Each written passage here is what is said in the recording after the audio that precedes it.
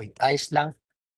Opo, okay lang po. Okay, so sige, I need your cooperations and your active participation dito sa combustion kasi na I am evaluating if naiintindihan nyo ang ating discussions.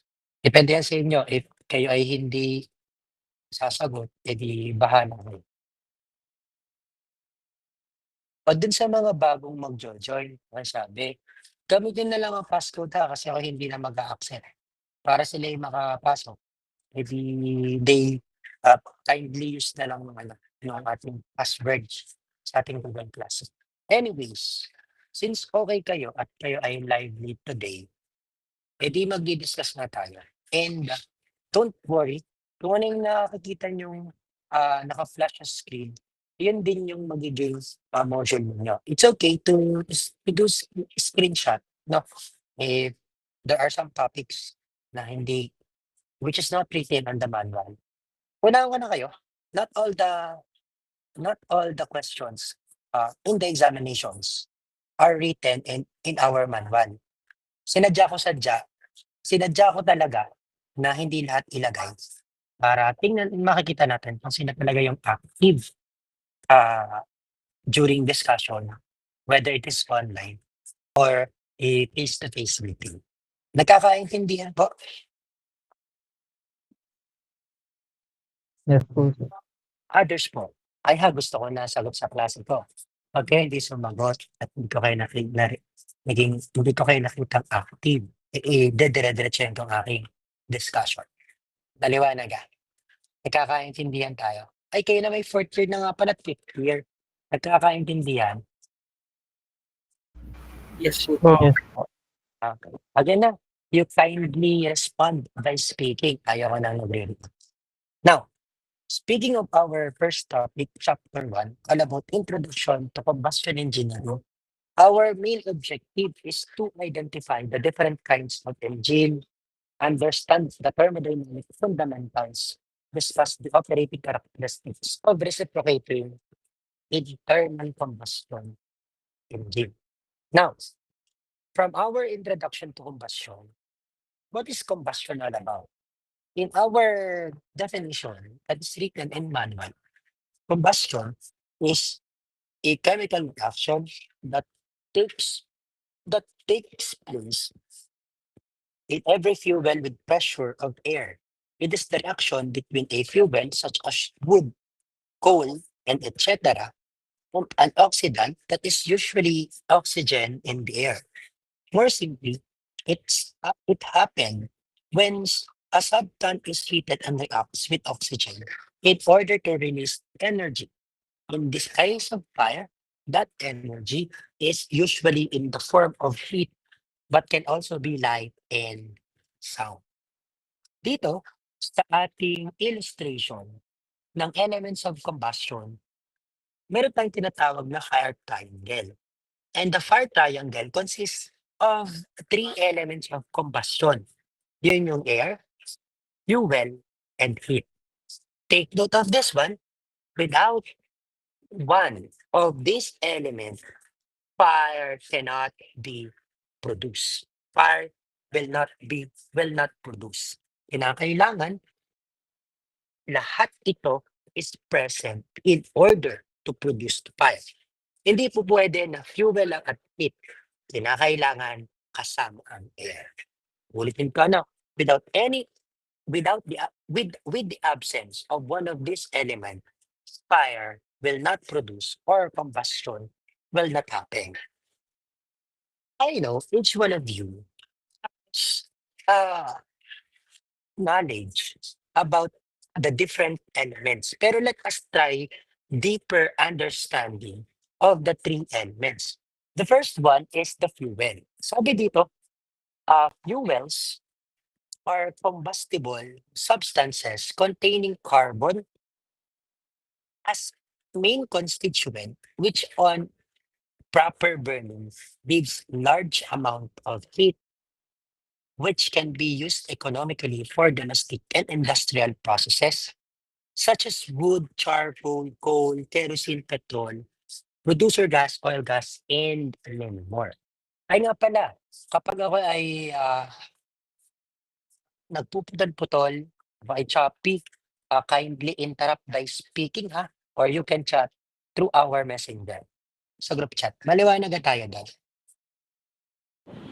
Yes po. Opo. Yes po. If hindi kayo nakakasabay, nabibilisan kayo, hindi nyo naiintindihan, kindly interrupt me again by speaking at uulitin natin. Maliwanag po? Opo, sir. Okay. Now, in terms of fuels, ang fuel is simply means ito yung mga combustible material. Ang fuel are the combustible material. Ano ba yung mga combustible material? Ito yung may mga potential to burn the fuel, to produce combustion or to produce fire. Ano ba yung mga material na nakakapag-produce ng sunog?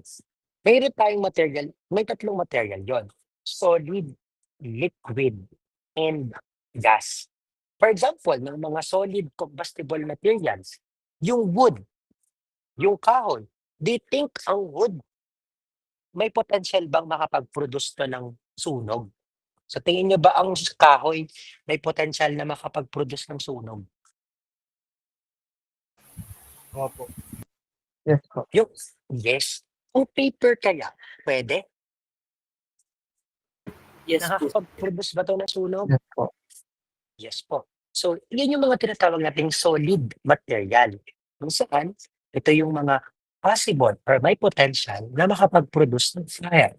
Ano ba yung mga liquid and gases? Like, for example, yun nga, yung mga gasoline, diesel fuel, LPG, those are considered as the liquid and gaseous fuels which may potential sila to produce fire.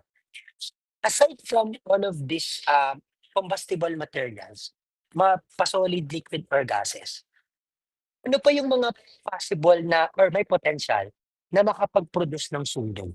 Sige nga, bigyan nyo nga ako ng example. By speaking, Cool po. without, aside from this, sa mga nakalagay dito, ano pa kaya kung is being mentioned here? Bukod dito, ano pa kaya yung mga possible na pwedeng makapag-produce ng fire? Ano yung mga materials na may possible makapag-produce ng fire? Anyone here? By speaking, Sir, yung mga ano po, tuyo pong dahon. yan. Yung mga leaves or yung mga tuyong dahon, it can produce fire. Tama yon. Ano pa kaya? Sir, mga fine dust po. Fine dust? Oo, tama yon. Other pa? Sir, yung kuryente po. Yes. Also, yung mga wires can also be produced fire. Alam niyo na yung fuel na. Ano ba yung air? Ano ba sa Tagalog ang air? Ano sa Tagalog ang air? Nakalimutan ko lang. Ano ang Tagalog sa air? Hangin po. Hangin. So, ang isa sa mga element para daw makapag-produce ng sunog ay hangin. Ano ba yung hangin? Air in the fire triangle refers to the oxygen component that is necessary for combustion to occur. Oxygen, bit nga ako may mag-other device at hindi active ang klase nga rin. Wait nga, titingnan ko.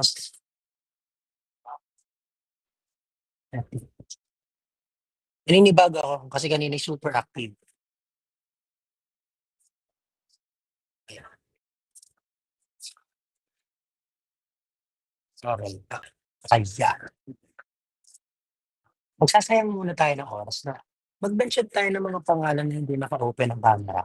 Ay, hindi, tanggalin ko na lang pala. Okay, hindi na nakikipag... Wag ko munang i-block, tanggalin ko muna. Hindi pa din ako open sa... Nung babalik ha, magbabawas ako sa CV. So next time, next meeting, iba-block ko na para hindi makapasok sa CV. Kasi kakaunting nasagot, dahil wala akong naririnig kong boses na nasagot. Di magtatanggal ako dito ng lima. Okay. Now, air, sa Tagalog nga, is yung hangin. Oxygen serves as an oxidizing agent that enables the chemical reaction between fuel and heat, which produces fire. Most fire requires a minimum of 16% of oxygen in order to sustain burning, and without and hindi, bakit nga ngayon na nagsisidatingan yung iba? And without enough oxygen, the combustion process will weaken and eventually stop. Siyempre, hindi makakapag-produce ng sunog kung walang hangin. May na-encounter ba kayo in reality na nasusunog pero walang hangin? In terms of the environment, do you see any form of fire na walang hangin? Di ba? Kinakailangan ng hangin para makapag-produce ng sunog. Sabi dito, para pala daw masustain yung burning is, sa mga bagong dating, nakikip ko lang kayo wag nang umattend ha. Kaya tanda ko. Pag umattend kayo, ibablock ko na lang. Ano nga? Sige. Eh, hindi kayo nasagot. Ikikip ko na lang.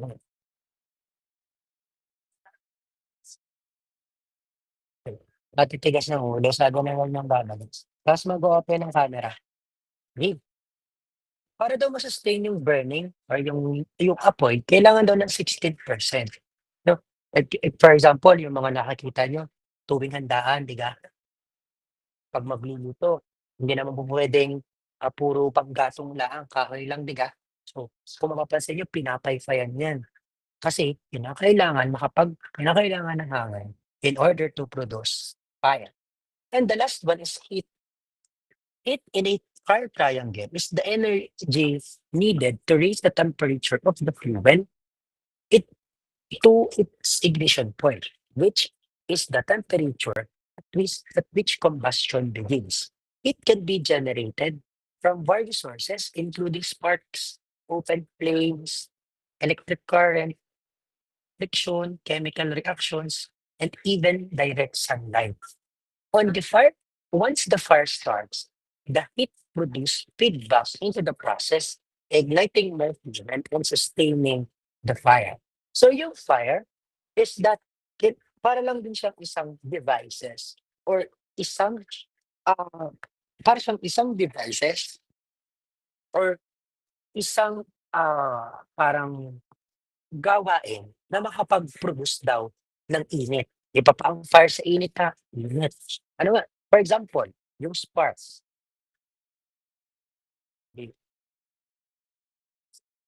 Okay, for example, yung spark, no? Yung spark plugs. Para daw makapag-produce ng init, kinakailangan natin ng spark plugs.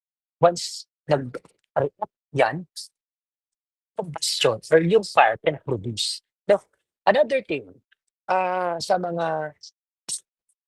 mga sinaunang panahon, paano ba nakakapag-produce ng apoy? Di ba dati wala namang lighter, posporo, para makapag-produce ng fire or ng heat. Anong ginagamit nila? True friction. True friction. No? Example, di ba kailangan natin ng combustible material o dalawang kahoy. Na-encounter nyo ba yun, dalawang kahoy? Pag pinagkiskis nyo yan, it can produce fire. Tama ba ako? I-try ninyo yung dalawang kawayan. Ikiskis nyo yan ng mabilisan, matagal. Diba? It can produce fire. True friction, nakakapag-produce ng init. Ngayon, pag nainitan nyo, nakakapag-produce ng fire. Diba? Pag kinikis nyo, may friction, siyempre may air yun. And yung combustible material is yung kahoy. Through these three elements, nakakapag-produce ng fire. Doon sa mga posporo, sa match, no? Di ba sa posporo, ang combustible materials yung kahoy. Once nag-create ng friction, inilagay mo yung friction doon sa posporo, it can produce fire. No, yun yung mga tinatawag natin heat. Now, Naiintindihan nyo ba kung ano yung concept on how combustion happens, on how makapag-produce ng apoy? Naiintindihan po ang unang topic natin? Opo, sir. Yes Po, po, sir. sir. Yes po, sir. That's good. Now, our second topic for chapter 1 is all about uh, classifications of engine. Dito, sa classifications of engine, sabi dito sa combustion, it can be classified as internal and external combustion engine. First, let us start discussing external combustion engines. Sabi dito, this takes place in atmospheric air or an open surface. The most common external combustion takes place in a pile of fuel or coal. Due to the excessive heat, when air strikes the pile, the so-called spontaneous combustion occurs. Ibig sabihin daw po ng external combustion engines, ang combustion ay nangyayari outside the cylinder or outside the engine. No nga, kumbaga, hindi mismo sa engine, dun sa cylinder nangyayari yung combustion. During your thermodynamics 2, in your T2, thermodynamics 2, lahat ng mga dinidiscuss yung cycles are considered as external combustion engine. For example, yung Rankine cycle or yung steam cycle, itong cycle na to is considered as external combustion engine. Kasi nga, in order to produce heat, nakakapag-produce ng heat outside the engine or outside the cylinder. Sige, let us try to recall yung ating thermodynamics 2 on how we can relate external combustion engine. Okay. Teka lang. Nasaan si Jen? Where's Jen?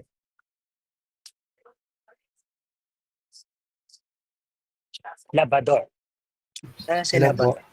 Yes. Dito May po, sir. tatanong lang ako, ano?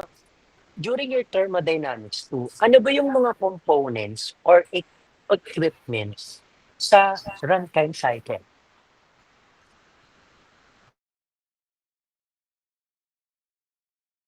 Sige nga.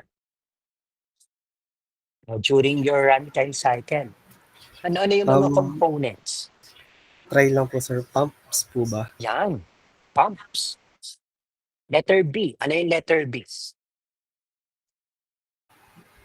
Letter S. Letter C. Sige nga. You try. You try to recall. Sige, anyone? Anong tawag sa B? Boil. Ay, Yan. Boiler. Ang S. Sige, by speaking. Anyone from you?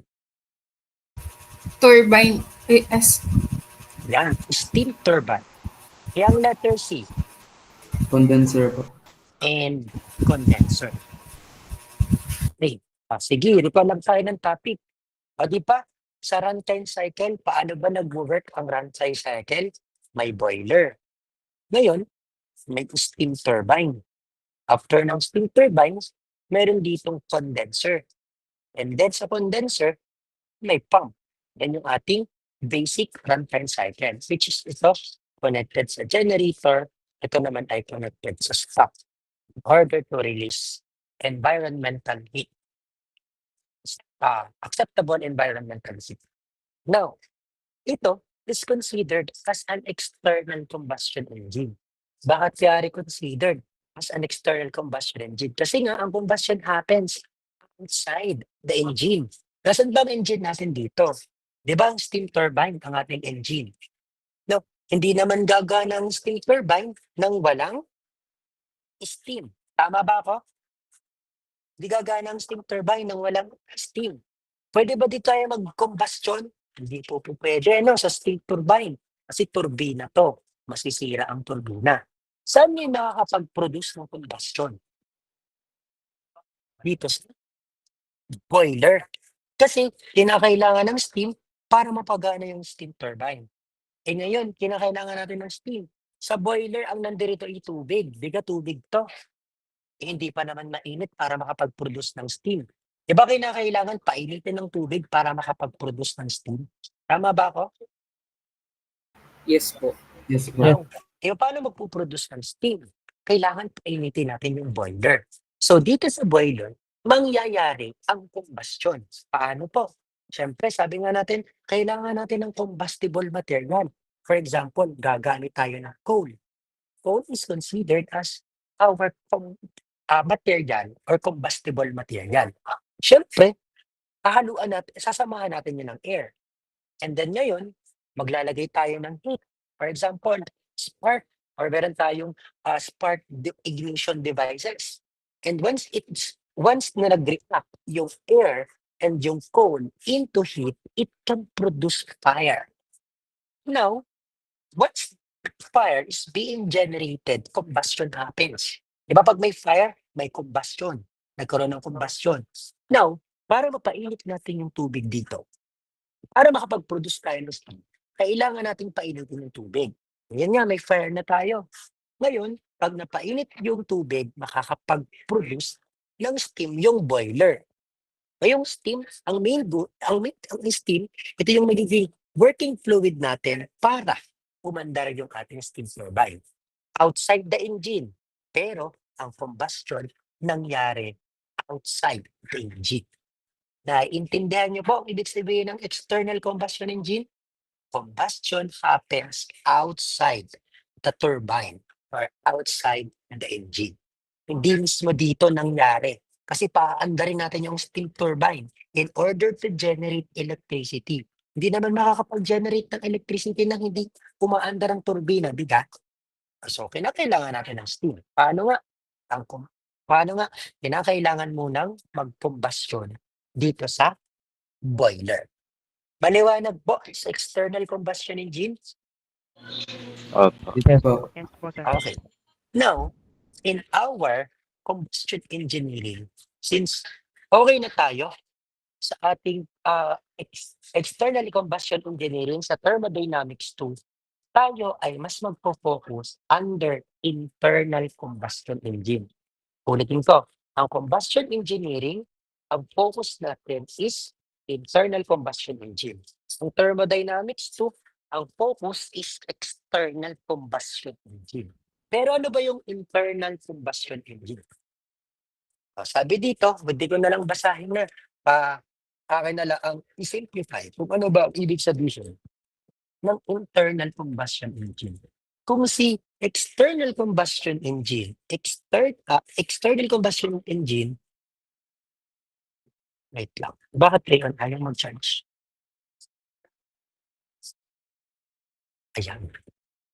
Si external combustion engine, ang combustion happens outside the cylinder.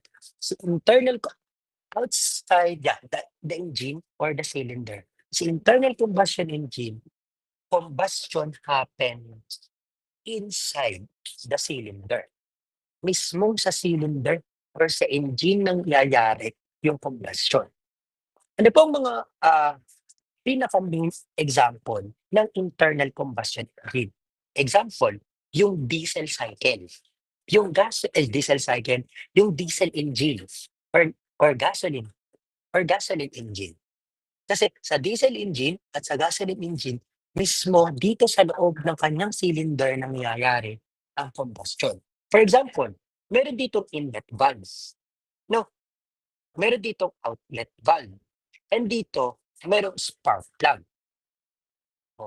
Ngayon, ano nga ang ating working fluid dito sa diesel engine? Kailangan natin ng air and fuel. Anong fuel ng diesel engine? Siyempre, diesel fuel.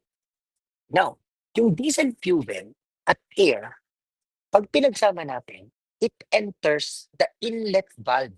Ngayon, papasok dito yung inlet valve. So, dito sa ating diesel cycle, meron tayong piston. Once ang air and fuel enters the diesel engine, bababa yung piston natin syempre. Kasi it will occupy the space inside the cylinder. O tanggalin ko muna natin. Ngayon, bababa yung cylinder kasi nga, ang fuel and air papasok sa cylinder or sa engine. O ngayon, ang cylinder na ang piston natin nasa baba and yung fuel and air pumasok na sa ating engine. Once it compress, kapag ang piston natin, yung itinaas natin, it will generate a highly compressed air and fuel. And once nag-mix yan at kinompress natin yung mixture ng fuel and air, mataas yung pressure and temperature. Ngayon, ang ginawa ko, air and fuel, kinompress ko. O di nandito na nag-mix. And then meron ditong spark plug. Once it reacts the highly compressed air and fuel into the spark plug, it will ignite. And once na nag-ignite yan, combustion happen or heat is being generated. Nakakapag-produce ng heat. No, syempre, di ba pag nakakapag-produce ng combustion, nagkakaroon ng impact, kumbaga parang dumagundong. No, syempre pag dumagundong yan, kasi sobrang init, sobrang taas ng pressure, sobrang taas ng temperature, mag-e-explode, mag-i-ignite. Syempre, ang piston bababa and heat is being generated. And once heat is being generated, combustion happens. So, saan nangyari ang ating combustion? Inside the engines. And for us, para patapuin natin yung ating sasakyan na ginagamitan natin ng diesel engine, ilalabas natin yung heat dito sa outlet valve para makapagpaandar ng sasakyan. Diga, meron tayong mga makina, meron diesel engine, may gasoline engine. Sobrang bilis papaandar kasi nga dahil nga ng makina. Yun yung diesel engine at ng gasoline engine. Mismong sa loob ng engine nangyayari yung combustion. Nagigets po kung ano po ang internal combustion engine? Yes, Yes po. po, sir. Yes po. Now, kung mapapansin ninyo, dito sa ating drawing, ito yung difference ng internal combustion engine and external combustion engine. Kung mapapansin nyo, ang internal combustion engine, mismo sa engine nangyayari ang combustion. Dito, kinakailangan pa ng combustion chamber. Kinakailangan ng cone, ng air, and ng device for ignition. And then once nakapag-produce ng steam, saka ka palang pupunta dito sa steam turbine para mapaandar natin itong pistons. Unlike dito na mismo nangyayari ang combustion. Okay. Now, naiintindihan kung anong internal at external? Malinaw po? Yes po, sir. Yes po. Okay. Now, what is to sum up? Or let us sum up. No? What is the difference between the internal combustion engine and the external combustion engine? Si ICE is the internal combustion engine. Si SE is the external combustion engine. Sabi dito, first table natin, combustion of fuel take place inside the cylinder. Sabi ko nga sa inyo, ang combustion ay nangyayari sa loob ng cylinder. Dito, combustion of fuel takes place outside the cylinder. Ang fuel natin is cone. Pero wala siya sa cylinder. Nasa boiler siya. Pangalawa, temperature and pressure is higher compared dito sa ating external combustion. Bakit? Kasi mismo ang combustion is being generated sa loob ng cylinder sa internal combustion engine. Unlike dito sa drawing natin for external combustion engine, kasi yung heat that is being generated, yung steam that is being generated, papunta dito sa turbina, di ba, nagkakaroon ng losses in terms of heat. Kasi nga, dumadaan pa sa tube. Bumababa yung pressure and temperature. Kaya that's why yung temperature and pressure is mas mataas yung ating internal combustion engine.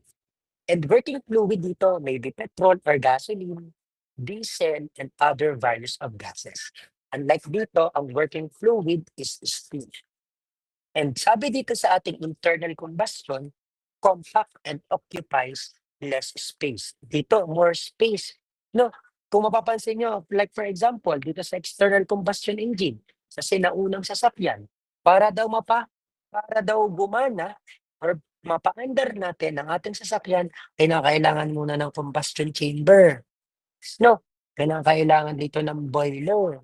Kailangan dito ng tube na dala yan ng steam papunta dito sa piston or sa cylinder para mapagana.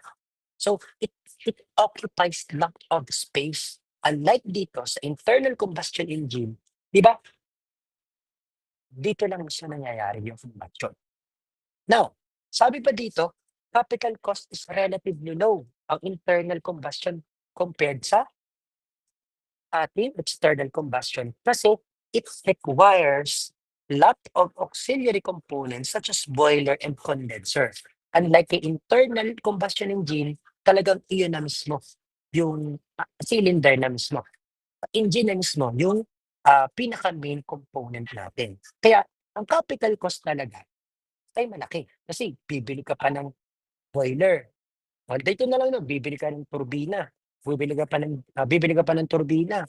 Bibili ka pa ng condenser. May pump pa. May boiler pa. 4. Compare sa internal combustion engine, only the diesel engine or the gasoline engine. So, isa lang yung component for us to produce combustion. Now, syempre, in terms of fuel, di ba, sa external combustion, ang ating example is coal. Di ba mas mahal ang gasoline kaysa sa coal? Kaya sinabi na mas mahal ang fuel na ginagamit ng internal combustion engine compare kay external. Kasi arit coal lang. Di ba mas murang coal kaysa sa gasoline? Tama ga ako? Opo, sir. Yan. Kaya mas mahal ang fuel na ginagamit ni internal combustion engine. Pero in terms of starting the engine, mas mabilis si internal combustion. It is easy and quick unlike the external, it requires time. Bakit? Bago mapaandar ang sasakyan, gamit itong sinaunang sasakyan, magpapainit ka pa, magpapuproduce ka pa ng apoy, paiinitin mo yung tubig, magpuproduce ng steam. Yung steam pupunta pa dito, saka pa lang aandar yung piston.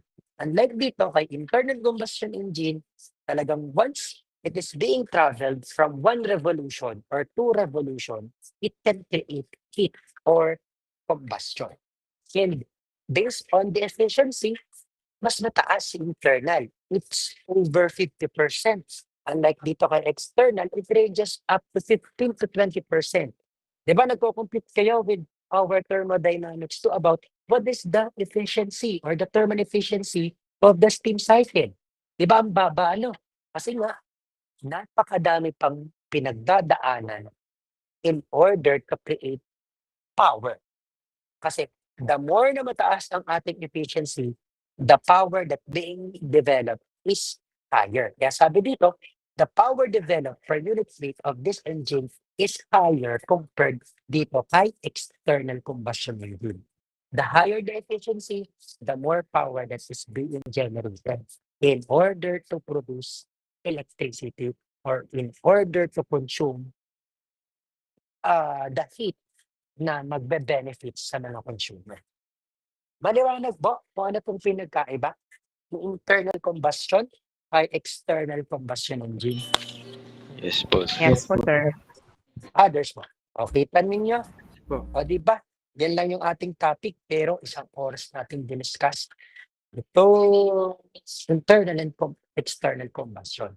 Now, going with our third subtopic on chapter 1, there are classifications of internal combustion engine. Madami yan, no? Pero iisa-isahin natin. Sige, let's start muna according to the number of strokes. Sa internal combustion engine, may dalawang number of strokes. Ang unang type is 2-stroke and 4-stroke. Sabi sa ating definition, 2-stroke, it has 2 pistons. 2 moving pistons over 1 revolutions every cycle. On the other hand, 4-stroke cycle, it experiences 4 moving pistons over 2 engines revolution per cycle. Ano bang ibig sabihin ng 1 revolution every cycle? How many 1 revolution are there in degree? 360 po. 360. Ano naman sabihin ng isang revolution? Isang ikot, bigat. Tama. Example, kung ang 12 o'clock na basta yung araw ng yung 12, kailangan bumalik siya ng 12, isang revolution yon 360. Nagkakaintindihan? Hoy, Yes po. Yes, Yes, po. yun yung sinasabi natin, two-stroke engine. Merong one revolution. Which is ang one revolution is equivalent to 360 degrees. Sige, let us discuss deeper kung ano ba yung two-stroke and four-stroke engine. Kasi napakahalaga nitong i-discuss kasi ito ang magiging computation basic natin for internal combustion engine. Sige. Now, speaking of two-stroke engine, sabi nga sa ating definition, the piston moves from one revolution.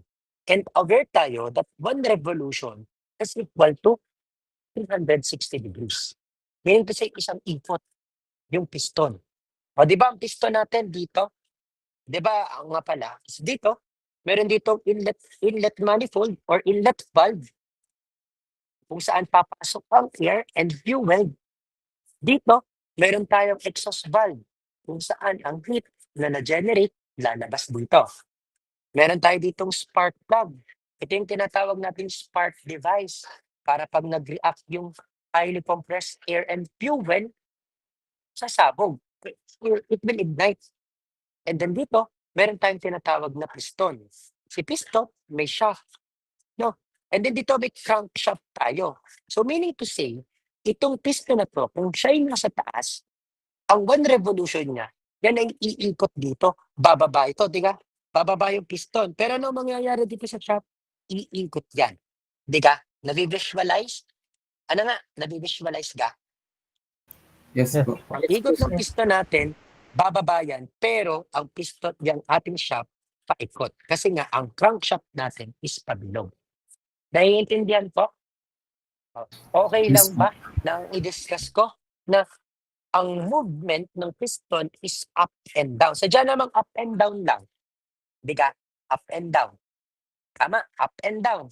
Now, sa two-stroke engine, kung may one revolution, which is equivalent to 360, isang ikot ng piston, ibig sabihin pala, kung ang original na piston is located at the top, ibig sabihin pala, ang isang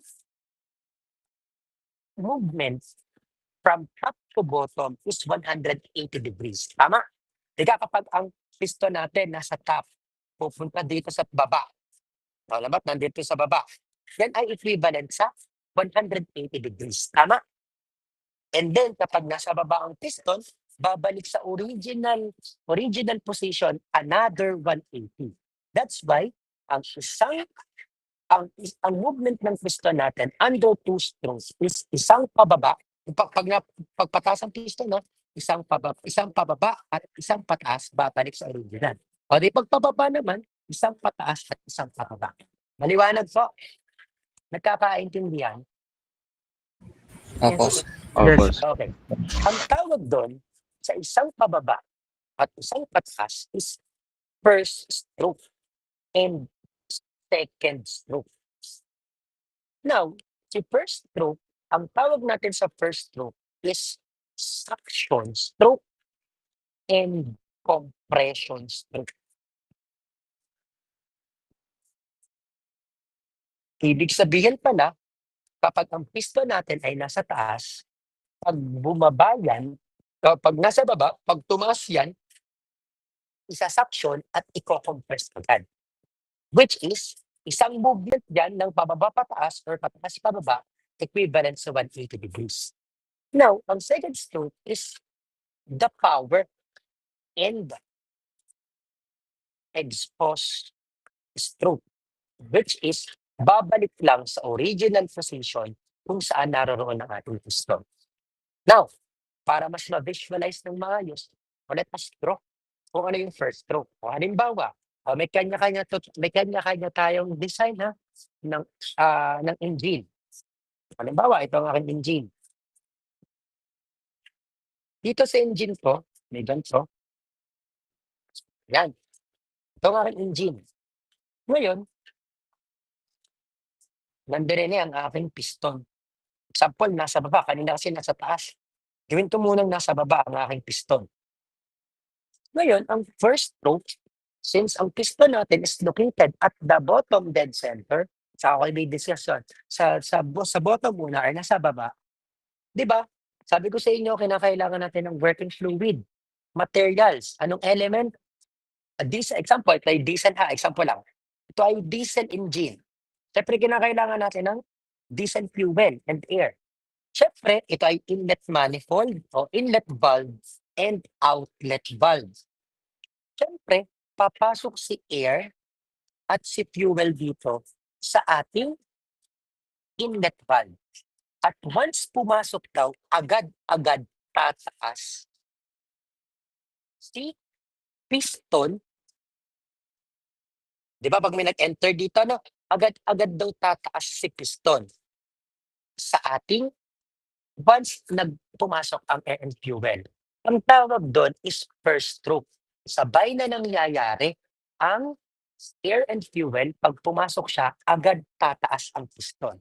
Meaning to say, yung movement or yung distance that is being traveled from the bottom to top is actually 180 degrees. Yung tinatawag half of the revolution. Maliwanag po kung ano ibig sabihin ni first stroke? Combinations of suction and compression. Sabay nangyayari si suction at si compression. Maliwanag po?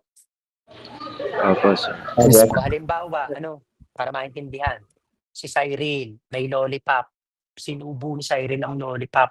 Di kapag sinubo ni Cyril ang lollipop, sinak niya yung lollipop and then kinompress niya agad.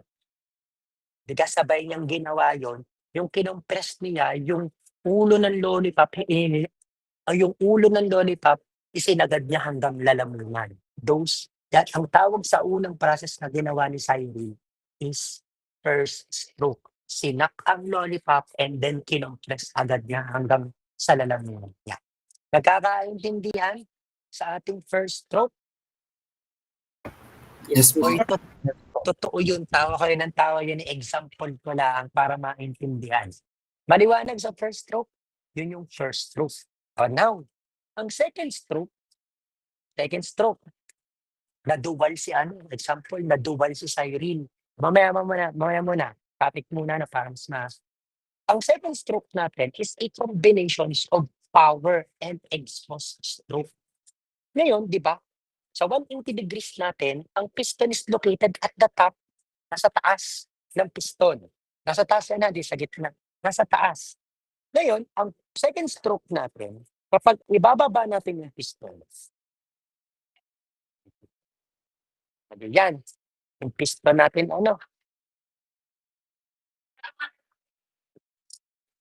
diba, nandito sa taas, ito ay close. Close yung ating exhaust manifold, no? Naka-close yan. Ngayon, nung kinompress natin, yung air and fuel na nag-enter kanina dito, at meron ditong spark ignition, spark plug, kapag nag-react yung spark plug sa ating highly compressed air and fuel with high temperature and higher pressure, mag-e-explode. It will ignite. Diga? Mag-e-explode yan. Dadagundong yan. Dadagundong yung loob ng cylinder. Kapag dumagundong yan, nakakapag-produce ng heat. Sobrang init yan. Ngayon, nakapag-produce ng heat. Syempre, kapag dumadunggong yan, nag-ignite yan, anong mangyayari sa piston? Anong mangyayari dito sa ating exhaust manifold? Mag-o-open yan, bubuhay yan, lalabas yung heat, at habang lumalabas ang heat, close itong ating inlet. Habang lumalabas yung heat, bababa ang ating piston. Ngayon, bumaba na yung piston natin, yung distance traveled kanina, nasa pataas, na nakasarado pa to, at nung binuksan to, at discharge yung heat, pababa yung piston, this one is another 180 degrees. This is the second stroke of This is the second stroke under the power and suction stroke. Naiintindihan po ang second stroke? Sabay na habang ang heat ay dinidischarge papunta sa outlet valve, bumababa ang piston. Kaya naman bumababa ang piston kasi wala nang na-occupy na space. Kinakailangan ulit ma-occupy ng space para tumaas to compress. Ano nga, nagagets po ba? Or, Yes po. o like for example, yung lollipop ni Cyril, kanina kinompress. Nasa lalamunan o sinakno na pala. Sinubo ni Cyril yung lollipop. Tapos yung lollipop, sinagad niya hanggang lalamunan. Naduwal. No? Para siyang naduwal. Yung pagduwal niya, nag-react dun sa lalamunan. Ang tawag dun sa lalamunan pala, spark plug. Nag-react, naduwal. Naduwal si Cyril. Ngayon, nakapag-produce si Cyril ng heat, kasi naduwal yun. I-discharge niya ni Cyril yung lollipop. Kapag discharge si Cyril yung lollipop, mawawala or aalis yung piston at lalabas yung heat doon sa bunganga ni Cyril. So, yun yung example ng second stroke.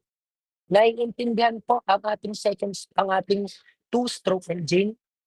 Ang movement ng piston is tataas lang, biglang bababa, at pagpababa naman, pagpataas naman, bababa lang or tataas. Babalik lang sa original position. Maliwanag po? Yes Opo, po. sir. May question? Do you have questions here? Naiintindihan ka, nakakasabay? Opo, sir. Okay. Now, sige, sana naman nakakasabay. Proceed naman tayo with the first stroke. Ibig sabihin, apat. No, kasi first stroke. Sabi sa ating definitions that the first stroke, it experiences 4 moving pistons over 2 engine revolutions per cycle. Meaning to say, when we are dealing naman with a 4-stroke engine, ang piston daw natin, ang first stroke daw ay may 2 revolution. How many degrees are there in 2 revolutions? That is 720. Ibig sabihin, kapag 2 revolution, 2 beses iipot ang ating piston. No, 2 piston, 4 na stroke. 4 na stroke, meaning to say, kung ang piston ay nasa taas, bababa siya, taas, bababa, tataas. Kung ang piston ay naman ay nasa baba, magsisimula sa baba, tataas, bababa, tataas, bababa. Naiintindihan po? Kumbaga, 2 beses tataas at 2 beses bababa. Ngayon, ang tawag doon is tinatawag natin first stroke, second stroke, third stroke, fourth stroke. Kasi nga, 4-stroke engine. So, 4 yan.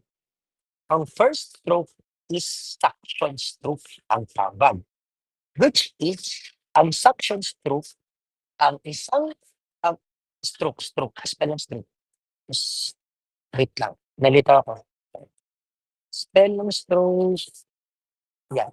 First stroke. Meaning to say, ang movement ng isang piston, kapag ang piston nila sa taas at bumaba siya, is 180 degrees. Okay, nasa baba yung ating piston. For example, nasa baba na. Ang second stroke is compression stroke. Kung saan i-compress. Siyempre, another 180 degrees. Ngayon, kung mapapansin nyo, yung piston natin is bumalik sa original position. Tama ba? Tama po ba ako? Yes po. Okay. Wait lang, chat lang si Mang Donos. Saglit lang si Mang Donos. Wait, guys. Wait. Replyan ka lang.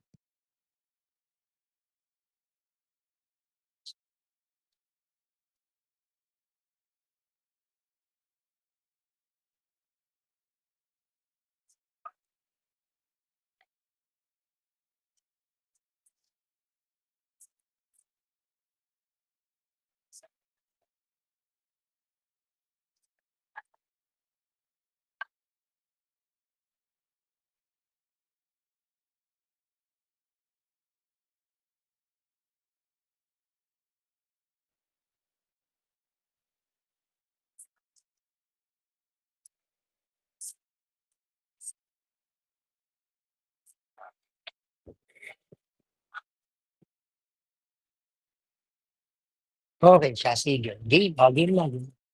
Third stroke natin is power stroke. And last stroke is exhaust stroke. Another 180 degrees and another 180 degrees, which consists two revolutions. Yeah. For example, para mas maintindihan, may cylinder ulit tayo or may engine. May diesel engine. Ngayon, sabihin natin ang diesel engine ko is designed kapag ganito. Ay, madaming design ng engine. Halimbawa, ito ang gusto kong design ng engine. Meron ako dito inlet manifold, inlet valve, kung saan papasok ang air and fuel. Ano nga? Meron ako ditong spark plug. And then meron ako ditong exhaust valve, kung saan dito ko i-release yung aking heat na na-generate during combustion. Now, ang aking piston muna is located at the top. Bakit? Kasi wala pa namang na-occupy na working fluid sa loob ng cylinder para bumaba. Hindi ka? Logically speaking, gusto ko sa taas muna. Now, anong mangyayari sa first stroke? Ganito. Red muna tayo. Red. Red. First stroke natin is ganito. Drawing ako ng cylinder or ng engine, diesel engine. Ngayon, sa inlet manifold ko, sa inlet valve ko, isasaksyon or ipapasok ko yung air and fuel. At once na pumasok yan, pupunta yan dito sa ating cylinder. What will happen if pinasok natin yung air and fuel sa loob ng cylinder? What will happen to the piston? The piston will Ano mangyayari sa piston kapag nag-insert tayo ng air and fuel sa loob ng cylinder? Tataas po. Tataas po. Bakit tataas? Pababa po. Pababa. Kasi, di ka dito wala pang fluid. Wala pang mixture. Ngayon, di kapag ako'y nag-insert din ng air and fuel, ano mangyayari sa piston? Di kayo bababa, are. Halimbawa, naglagay kayo ng tubig sa palanggana. And then may tabo. Pinuno niya yung tabo ng tubig. Anong mangyayari sa tabo? Di bababa. Kasi nga, na-filled ng water. Tama ga? Yun yung logically speaking. In reality, what will happen to the piston bababa? Naiintindihan kung bakit bumaba? Kasi nga, inoccupy niya yung space ng fuel, ng diesel fuel at air. Diga ang diesel yung mabigat. Diga pag inoccupy, pag pinatungan na rin ng piston, di bababa ang piston. Taas ba ang piston yan? Sure kayo papaas? Di bababa? Uy. Diga, tama ako bababa? Naiintindihan Opo, sir. Yan, bababa ang piston. Yun yung suction stroke. Kung saan nag-enter yung air and fuel dito sa ating cylinder. Siyempre, kung ano mapapansin nyo sa movement ng pistons, from the top to bottom, nagkaroon ng movement. Ang movement ng pataas at bumaba is considered as 180 degrees. Tama po? Nagkakaintindihan? Kasi ang piston kanina sa taas, bumaba. So, nung bumaba, nagkaroon ng movement 180 degrees. Ngayon, pangalawa, compression. Sa compression, is that, syempre, close na yung valve dito, Pares close yung valve. Sa compression, di ka nasa baba. Sa first stroke natin, nasa baba yung piston. Ngayon, gusto kong i-compress yung aking air and fuel. Nag-mix na to, di ka? Nag-mix. Ngayon, gusto kong i-compress. Ano mangyayari sa piston kapag i-compress ko ang air and fuel? Tataas po. Tataas. Naintindihan kung bakit tumaas? Kasi nga, i-compress ko. Now, nung kinompress ko, ang aking fluid ay nandito na. Tama. Working fluid na. Nandito yung compression. Ang tawag doon is compression stroke. Kung saan, yung movement ng piston from bottom to top is nagkaroon ng movement another 180 degrees. Meaning to say, kung mapapansin nyo, yung piston is pumunta sa original position. Isang revolution na yun, di ka? Tama? Tama ang isang revolution na to. Yes po, sir. Yes po. Now, yung highly compressed air and fuels, mataas yung pressure, tumaas yung temperature. And ngayon, sa highly compressed air and fuel, tumaas ang pressure and temperature na, up yung spark plug. Nag-react yung spark plug sa highly compressed air and fuel. What will happen? It will ignite. And when it is being ignited, it will produce heat. Nagkaroon ng combustion. Ngayon, dumagundong. Makapag-produce ng init. Dumagundong yan. What will happen to the piston? Nung nag-react to, Bababa po, nag-ignite, sir. Bababa sumabog, bababa ang piston.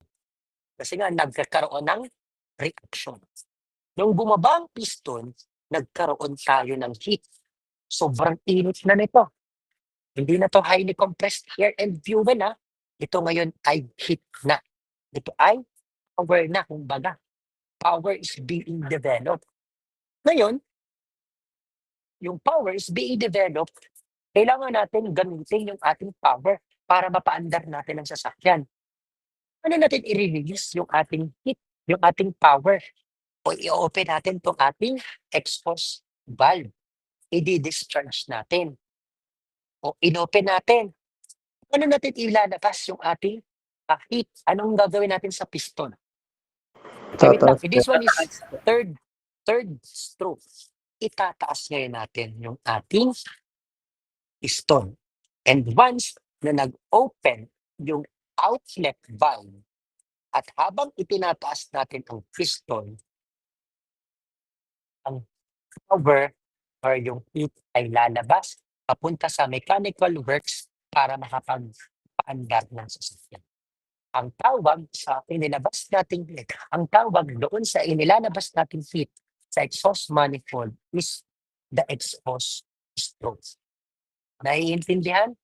O, for example, naiintindihan nyo ga ang ating 4-stroke engine.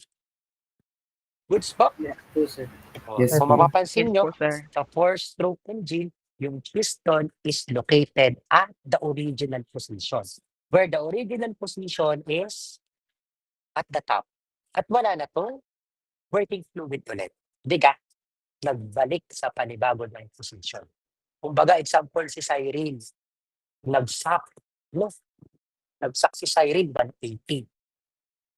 Ngayon, talagang isinagad ni Cyril, no? Ikinompress ni Cyril. Second stroke. Ngayon, out of talagang after compression, siya ay tag dito, nag-ignite, nakapag-produce ng power. Siyempre, kapag nakapag-produce ng power si Cyril, kailangan niyang i-discharge yun. Kasi baka sumabog si Cyril pag hindi niya discharge, no? Sumabog na nga siya, tapos hindi niya tayo i-discharge. Pag discharge niya, ang tawag doon is fourth stroke or exhaust stroke. Maliwanag. Ano? Nagkakaintindihan tayo under the 4-stroke engine? Opo, sir.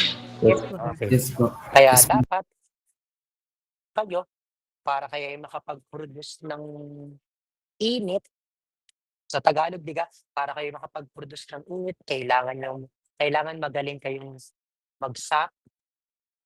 Ano nga? Tama. Kailangan magaling kayo sa sacking, di ba? Sacking to, air and fuel. Kailangan magaling mag-sacking. Sumunod, pagka magaling nang mag-sacking, kailangan magaling kayong mag-compress.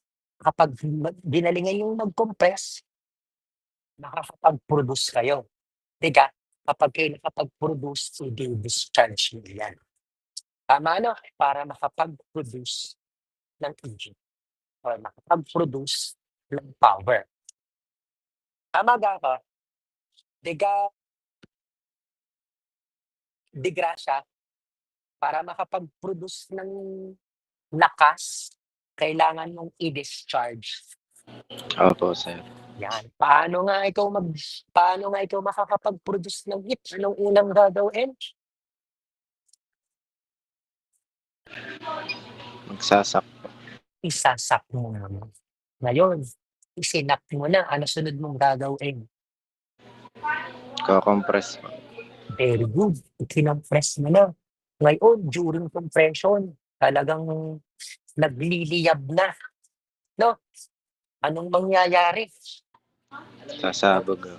Sasabog. Tama yun. At kapag sumabog, anong gagawin? Ilalabas na. Ilalabas. Yun ang tinatawag natin four-stroke engine. Ay, totoo yun. Tawa kayo dyan ng tawa. Yan ay totoo. Yun yung tinatawag natin four-stroke engine. Isasap.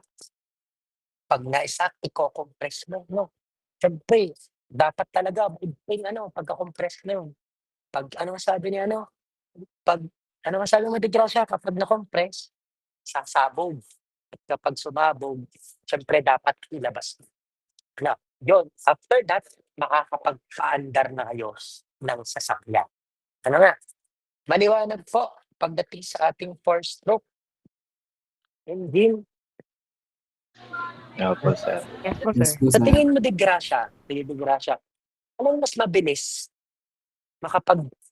ano mabilis makapagpalabas? Two-stroke or four-stroke? Two-stroke. Two-stroke, no? Ibig sabihin pala para mabilis kang makapagpalabas, di Gracia, kailangan dalawang movement lang. Unlike sa four-stroke, 4 na movement ang gagawin. Para si Di Gracia makapagpalabas ng heat at makapagpaandar ng sasakyan. Tama ba ako? Opo. Anong mas pagod? Four-stroke or two-stroke? Di Gracia, Ano pa? anong mas pagod? Yung Makapag-produce four-stroke. ng yung four-stroke, yung 4 na movement. Kung ikaw pa pipiliin, anong pipiliin mo? Two-stroke or four-stroke? Four-stroke. Four-stroke. So matagal nga lang bago makapagpalabas ng init or ng heat. Okay? Naiintindihan nyo ang ating topic all about two-stroke and four-stroke. Opo, sir. Yes po, sir. Okay? Ano kaya ang mas efficient? Two-stroke or four-stroke?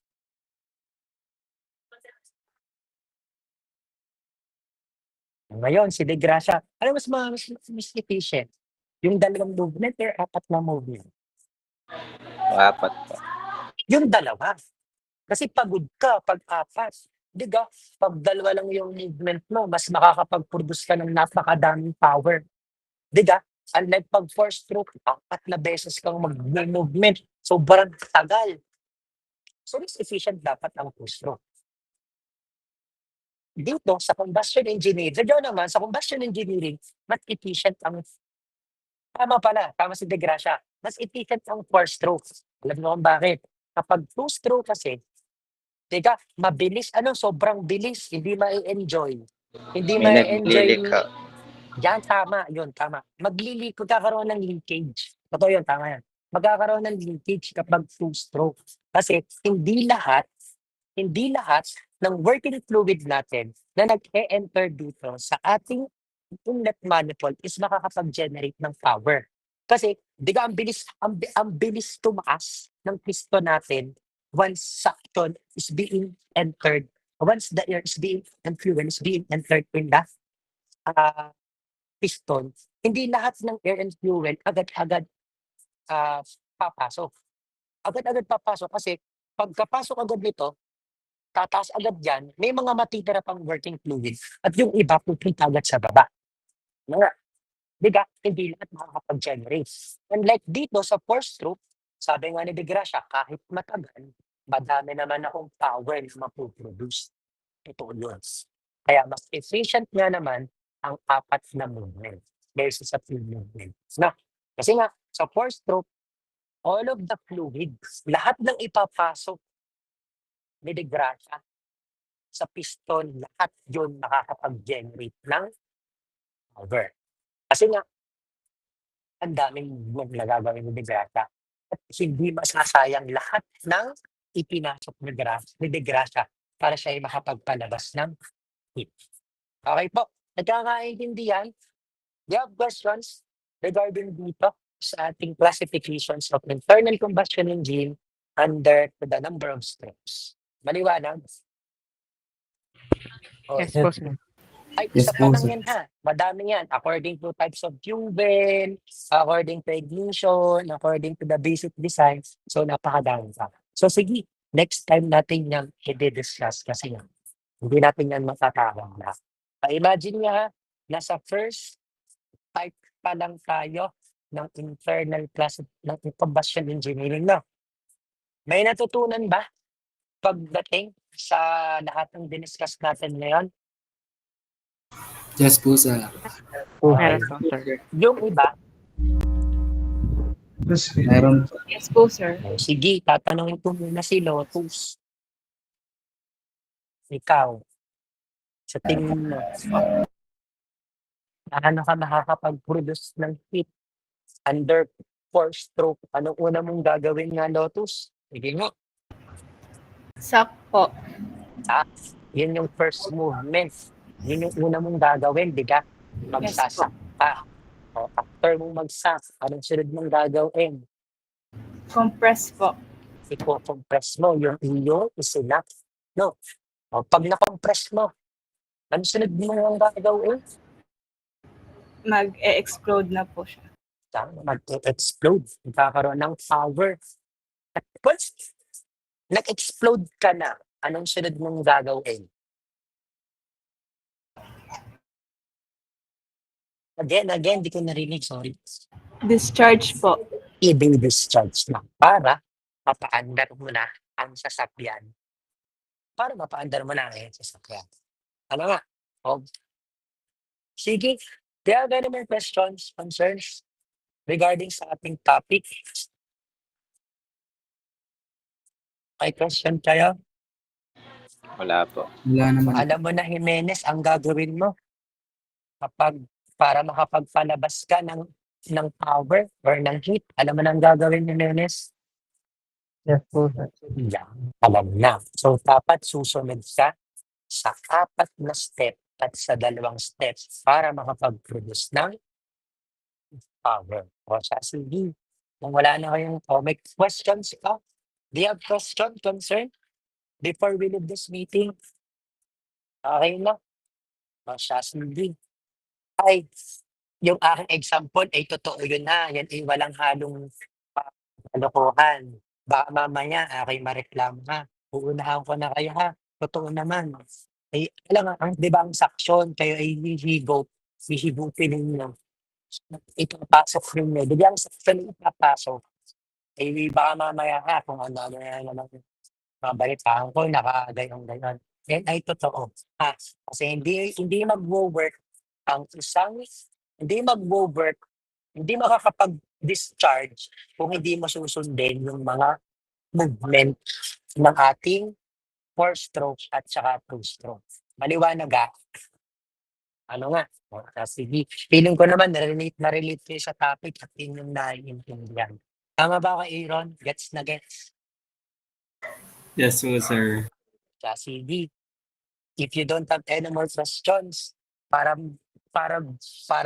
tawag dito, para kayo gumaling para gumaling kayo makapag-produce ng power, enjoy sucking, enjoy compressing, enjoy igniting. Siyempre, you enjoy igniting in order to enjoy discharging. Sige.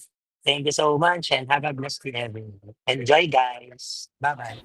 Thank you po, sir. Thank you po, sir. Thank you po, sir. Thank you po, sir.